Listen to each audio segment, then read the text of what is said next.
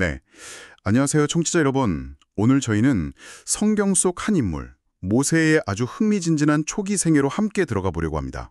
네, 모세의 삶 초반부는 정말 드라마틱하죠. 맞아요.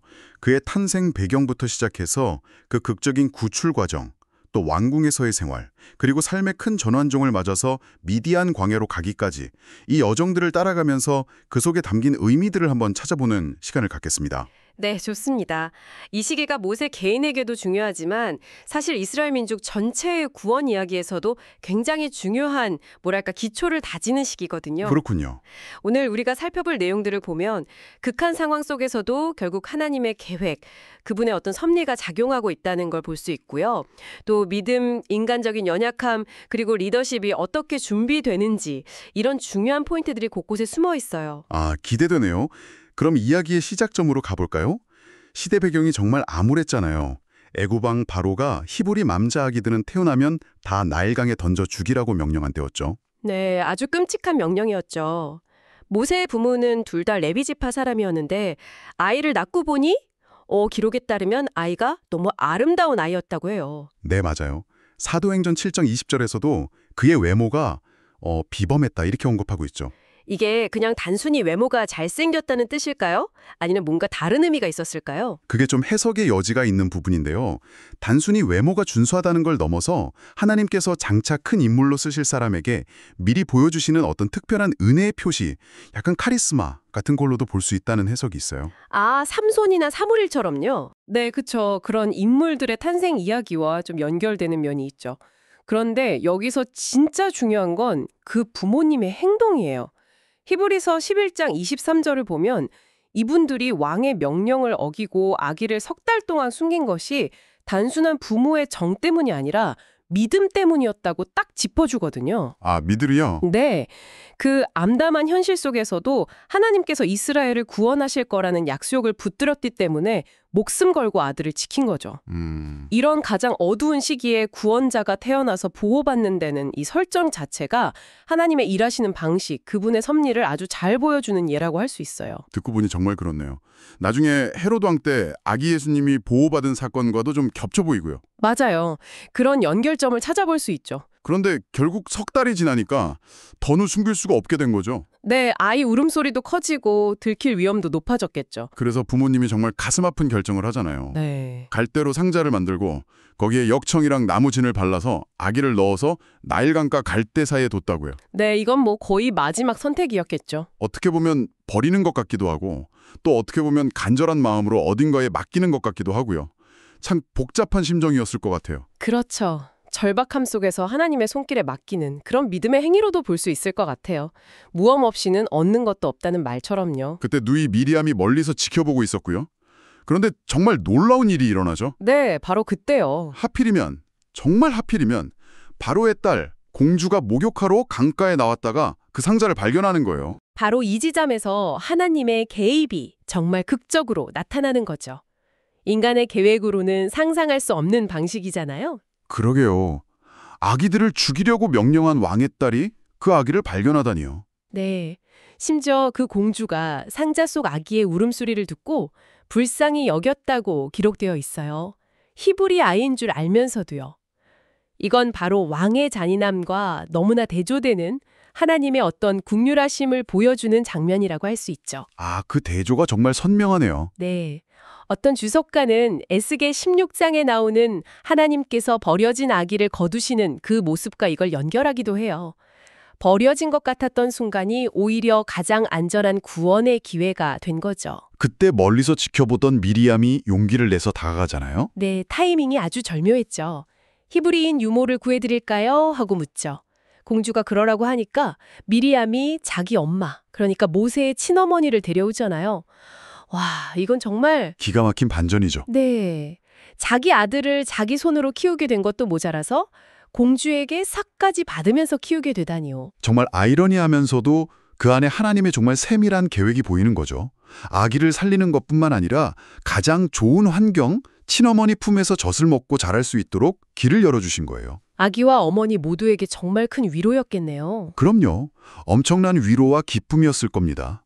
가장 큰 위기의 순간이 가장 큰 은혜의 통로가 될 수 있다는 걸 보여주는 거죠. 또 미리암의 그 지혜와 용기도 정말 대단하고요. 그렇죠. 미리암도 정말 보통 인물은 아니에요. 네, 그 어린 나이에 그런 기질을 발휘했다는 게 나중에 이스라엘 역사에서 보여줄 리더십을 약간 예고하는 것 같기도 하고요. 그렇게 어머니 품에서 젖을 떼고 자란 모세는 이제 정식으로 바로 공주의 아들로 입양됩니다. 네, 이제 왕궁 생활이 시작되는 거죠. 공주가 이름도 직접 지어주죠.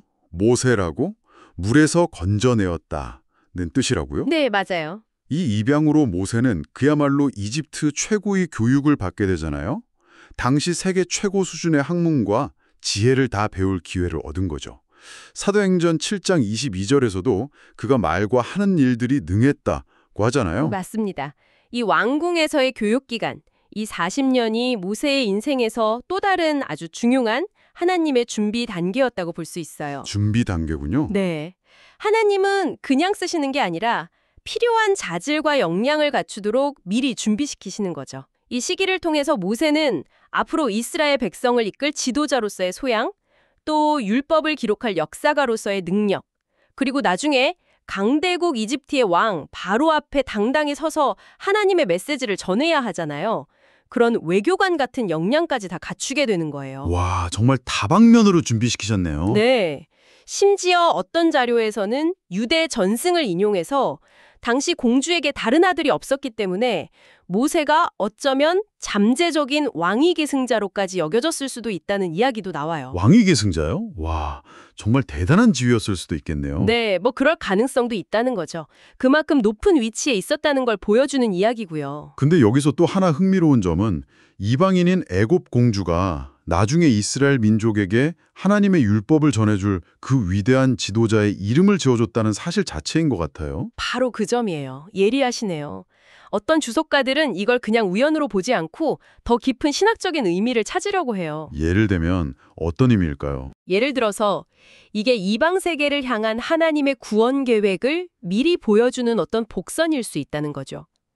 이사야 같은 예언서를 보면 이방의 왕들이 이스라엘의 보호자가 되고 왕비들이 유모가 될 거라는 약속이 나오거든요. 마치 그 약속이 작게나마 성취된 것처럼 보인다는 거예요. 아, 이사야서 49장 23절 말씀이군요. 네, 그런 구절들이 있죠.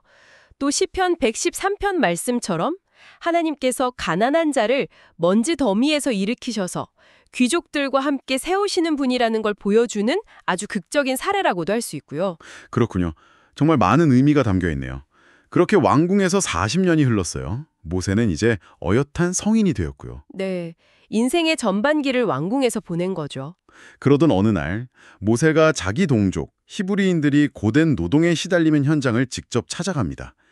성경 표현을 보면 자기 형제들에게 나갔다고 되어 있는데 이 행동 자체가 좀 의미심장하게 느껴져요. 맞아요. 그 표현이 중요하죠. 애굽 왕궁의 그 안락하고 영광스러운 삶 대신에 고통받는 자기 백성들과 함께하겠다는 어떤 의지를 보여주는 행동으로 해석될 수 있거든요. 그냥 구경 간 게 아니라는 거군요. 그렇죠. 히브리서 11장 24절부터 26절이 바로 이 순간 모세의 선택에 대해서 아주 중요하게 이야기하잖아요. 잠시 죄악의 낙을 누리는 것보다 도리어 하나님의 백성과 함께 고난받기를 더 좋아하고 그리스도를 위하여 받는 수모를 애굽의 모든 보화보다 더 큰 재물로 여겼다. 이렇게요. 아, 네. 정말 대단한 결단이죠. 네, 이건 모세 인생에서 엄청난 신앙적 결단이고 또 정체성의 전환점이라고 할 수 있어요. 애굽 왕자의 지위를 사실상 포기하고 노예 민족인 자기 백성과 운명을 같이 하기로 선택한 거니까요. 그 현장에서 모세가 끔찍한 광경을 보게 되죠. 애굽 사람이 자기 동족인 히브리 사람을 때리는 걸 본 거예요. 네, 아주 폭력적인 상황이었겠죠. 그래서 순간적으로 분노가 치밀었는지 좌우를 살피고 사람이 없는 걸 확인하고는 그 애굽 사람을 쳐 죽여서 모래 속에 감춰버립니다. 네, 그 행동이 결국 큰 파장을 일으키죠. 이 행동 어떻게 봐야 할까요? 그냥 욱해서 저지른 살인일까요? 아니면 다른 의도가 있었을까요? 이 사건도 해석이 좀 분분한 부분이에요. 단순히 그냥 순간적인 분노나 혈기 때문에 저지른 우발적인 살인으로 볼 수도 있고요. 하지만 사도행전 7장 25절을 보면 모세는 자기 형제들이 하나님께서 자기 손을 통해서 구원해 주시는 것을 깨달으리라고 생각했다 이렇게 나와요. 아, 그런 구절이 있군요. 네, 그러니까 이게 자기 백성을 구원하려는 어쩌면 하나님께로부터 받은 어떤 사명감의 표현이었을 수도 있다는 해석이 가능한 거죠. 물론 그 방법은 좀 성급하고 인간적이었을지 몰라도 정의를 행하려는 의도는 있었다는 거예요. 의도는 좋았을 수 있지만 방법이 문제였다. 그렇죠.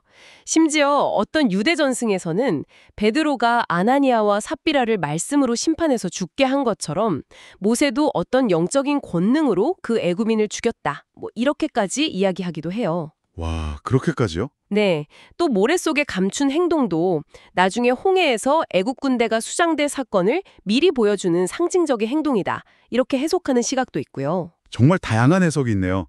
그런데 모세는 아무도 못 봤을 거라고 생각했잖아요. 네, 그렇게 생각했겠죠. 하지만 아니었어요. 다음 날 모세가 다시 나갔는데 이번에는 히브리 사람들끼리 싸우고 있는 거예요. 그래서 말리면서 잘못한 사람한테 왜 동포를 때리느냐 이렇게 나물었더니 돌아온 대답이 정말 충격적이죠. 네, 정말 모세 입장에서는 충격이었을 거예요. 그 히브리 사람이 뭐라고 대답하냐면 누가 너를 우리를 다스리는 자와 재판관으로 삼았느냐? 네가 애굽 사람을 죽인 것처럼 나도 죽이려느냐? 출애굽기 2장 14절 말씀이죠. 이렇게 딱 쏘아붙이는 거예요. 와, 이 말 한마디에 모세는 정말 많은 걸 깨달았겠네요. 그렇죠. 두 가지 큰 사실을 깨달은 거죠. 첫째, 어제 자기가 한 살인행위가 이미 다 알려졌구나. 둘째, 내가 돕고자 했던 내 동족들이 나를 지도자로 인정하기는커녕 오히려 거부하고 있구나. 이 사실을요. 정말 뼈 아팠을 것 같아요. 자기는 민족을 위해서 나섰다고 생각했는데 오히려 비난받고 심지어 살인자 취급까지 자랑하고 위협을 받게 된 거잖아요. 맞아요. 엄청난 실망감과 함께 두려움도 느꼈겠죠. 이 일이 바로에게 알려지면 자기는 죽은 목숨이니까요. 그래서 결국 바로의 낯을 피해서 미디안 땅으로 도망치게 되는 거군요. 네, 이 동족들의 거부가 모세 개인에게는 큰 상처였겠지만 이게 또 이스라엘 민족 전체의 역사에도 영향을 미치게 돼요. 나중에 사도행전 7장에서 스데반이 설교할 때도 바로 이 사건을 언급하면서 이스라엘 백성들이 과거에도 하나님께서 보내신 지도자를 거부했던 역사가 있다고 지적하거든요. 아, 그렇군요. 네, 어떤 해설에서는 이 거절 때문에 이스라엘의 해방이 무려 40년이나 늦어졌다고 분석하기도 해요. 사람들이 종종 자기들에게 정말 도움이 되는 사람이나 메시지를 오히려 거부하는 경향이 있잖아요. 예수님 때도 그랬던 것처럼요. 그런 안타까운 모습을 보여주는 거죠. 참 아이러니하네요. 그렇죠. 하지만 이 도망치는 것조차도 결국엔 하나님의 더 큰 계획 안에 있었던 거예요. 아직 모세가 이스라엘 전체를 이끌 준비가 완벽하게 된 건 아니었고 또 하나님께서 정하신 해방의 때도 아직 이르지 않았던 거죠. 그에게는 광야에서의 연단이라는 또 다른 준비 과정이 필요했던 겁니다. 그래서 미디안 땅으로 가게 되는군요. 거기서 모세는 어떻게 지내나요? 도망쳐서 미디안 땅에 도착했는데 마침 한 우물가에 앉아서 좀 쉬고 있었나 봐요. 그때 미디안 제사장 르우엘, 다른 이름으로는 이드로라고도 불리죠. 이 사람의 7딸들이 아버지 양떼에게 물을 먹이려고 우물에 왔어요. 아, 거기서 만나게 되는군요. 네. 그런데 다른 목자들이 와서 이 여자들을 막 쫓아내려고 하는 거예요. 물을 못 먹이게요. 그때 모세가 어떻게 했을까요? 또 그냥 못 지나쳤겠죠. 맞아요.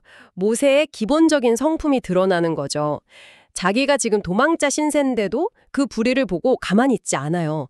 일어나서 그 여자들을 도와주고 심지어 양떼의 물까지 직접 길어서 먹여줘요. 와, 왕궁에서 자란 사람인데도 그런 의협심과 겸손함이 있네요. 그렇죠. 그런 모습이 엿보이는 거죠.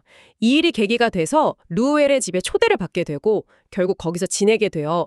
그리고 그의 딸 십보라와 결혼해서 아들 게르솜까지 낳고 미디안에서 정착하게 됩니다. 게르솜이라는 이름의 뜻이 내가 타국에서 나그네가 되었다는 뜻이라고 하죠. 네, 맞아요. 자신의 처지를 담은 이름이죠. 어떻게 보면 야곱이 외삼촌 라반의 집에서 양치면서 정착했던 이야기가 좀 떠오르기도 하네요. 네, 비슷한 면이 있죠. 그럼 이 미디안에서의 40년 세월은 모세에게 어떤 의미가 있었을까요? 왕궁에서의 40년과는 정말 완전히 다른 삶이었을 텐데요. 네, 완전히 다르죠. 이 미디안에서의 40년은 모세의 리더십 훈련에서 정말 결정적으로 중요한 일종의 광야 연수 기간이었다고 볼 수 있어요. 광야 연수요? 네, 크게 두 가지 중요한 의미가 있는데요. 첫째는 애굽 궁정의 그 화려함과 관력과는 정반대의 삶이잖아요. 외롭고 고된 목자 생활을 하면서 겸손과 인내를 배우고 또 자기 내면을 깊이 성찰하는 시간을 갖게 된 거죠. 하나님께서 크게 쓰실 인물은 높이기 전에 먼저 낮추시는 경우가 많거든요. 아, 그런 과정이었군요. 네. 그리고 둘째는 그 시끄러운 세상 일을 떠나서 광야의 고독 속에서 하나님과 더 깊이 교제하고 영적으로 성숙해지는 기회가 되었을 거예요. 매일 양들을 돌보고 인도하는 그 경험 자체가 나중에 수백만 명이나 되는 이스라엘 백성이라는 양떼를 광야에서 인도해야 하잖아요. 그 사역을 위한 아주 실제적인 훈련이 되었던 거죠. 듣고 보니 그렇네요. 양치는 경험이 그냥 경험이 아니었네요. 그렇죠. 나중에 그가 호렙산 떨기나무 불꽃 가운데서 하나님을 만날 수 있었던 것도 바로 이 광야에서의 40년이라는 영적인 준비 기간이 있었기 때문에 가능했다고 볼 수 있는 거예요. 그렇군요. 그럼 모세가 그렇게 미디안 광야에서 조용히 훈련의 시간을 보내는 동안 애국 땅의 상황은 어떻게 변했나요? 시간이 꽤 흘러서 모세를 찾던 그 애굽 왕은 죽었어요. 아, 그럼 좀 상황이 나아졌나요? 아니요, 그렇지가 않았어요. 이스라엘 백성들의 고통은 끝나지 않았고 오히려 새로운 왕 아래서 노역이 더 심해졌다고 해요. 그들의 고통이 정말 극에 달했던 거죠. 출애굽기 2장 마지막 부분을 보면 이스라엘 자손들이 그 고된 노동 때문에 탄식하고 부르짖고 그 부르짖는 소리가 마침내 하나님께 이르렀다 이렇게 기록되어 있어요. 드디어 백성들의 그 간절한 부르짖음이 하나님께 닿은 거군요. 원한점이 되는 거네요. 그렇죠.